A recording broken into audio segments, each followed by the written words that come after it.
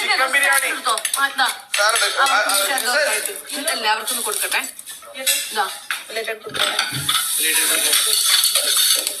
അനുമോൾ, നിങ്ങൾ മൈക്ക് ധരിക്കുക.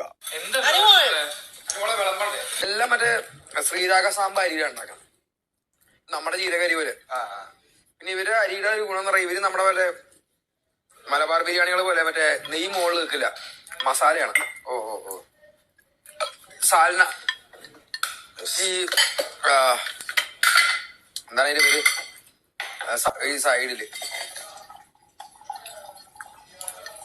ഡിണ്ടികള് വേറെ തന്നെ. ഡിണ്ടികൾ സൂപ്പറാണ്.